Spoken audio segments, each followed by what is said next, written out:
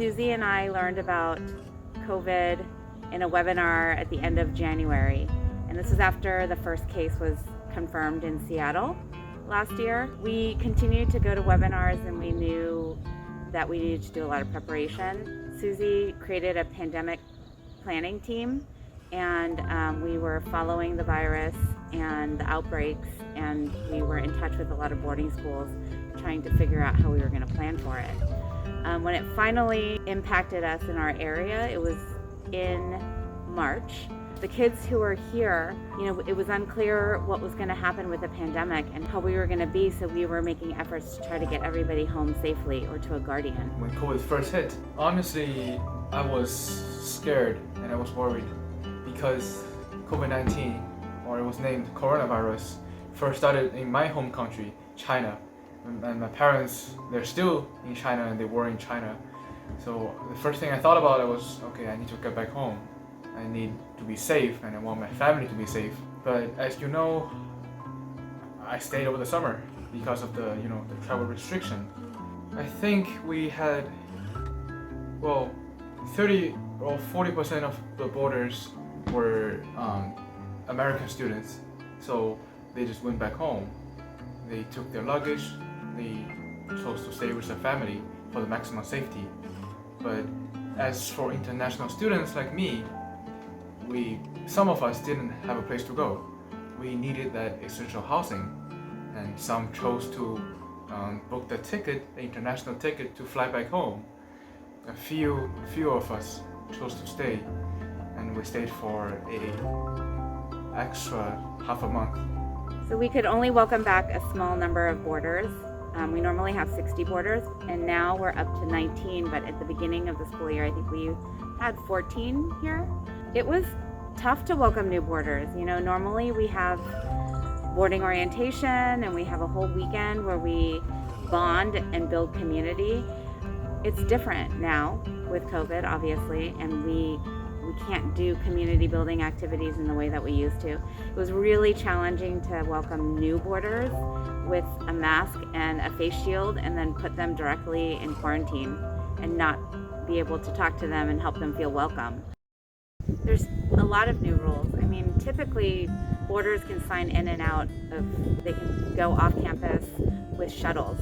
This year we don't have shuttles, and the ability to go off campus is not there because of COVID and sheltering in place.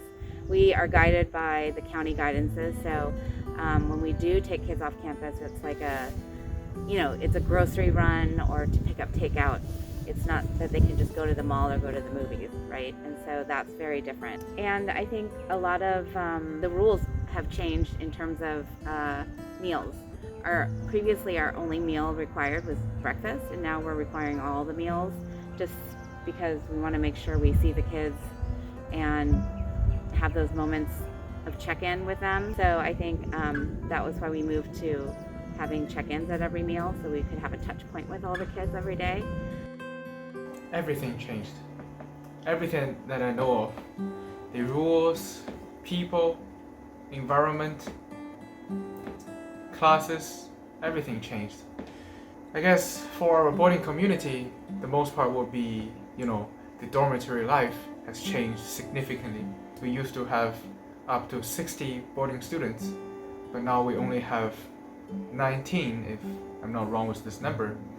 And all of this is because of COVID, because of social distancing, and because of the dorm distribution.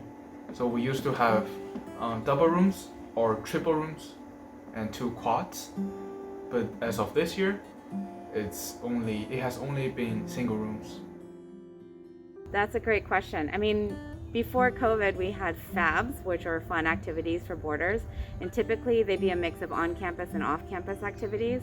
This year, we're doing FABs on campus, and we had a family donate a pool table to us, which has been really great, and another family donated a ping pong table to us, which the boarders use a lot.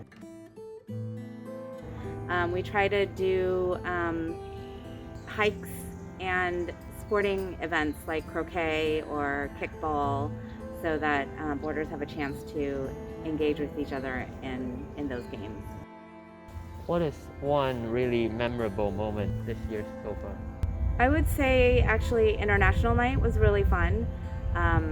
We made Among Us onigiri, and each family group made their own little guys out of rice. And I was texting with my dad, who was on the Zoom, and he said it was so great to see students interacting and living life, and it gave him hope. And so I was thinking a lot about that, and I think in a lot of ways we are lucky, even though we're in bubbles and we're in family groups. We're lucky because we do have a little bit more community than, say, your average family who's living at home and in their own closed bubble, that we do get to interact with each other, and we have so many people in our family, you know. I think we've kind of reached a point where the COVID restrictions are kind of more of a norm and in the background of our minds, so that we can really focus on how we interact with each other. I think in the beginning of the year, we were so focused on all the rules and how to live in this pandemic. It took away from really connecting with each other. And even though it still is hard because we have restrictions, I think we've been able to figure out how to connect and how to live together with these restrictions. We've adapted. Our hope is to have full dorms next year. Our hope is that enough people will be vaccinated that we can get back to mostly normal in the dorms.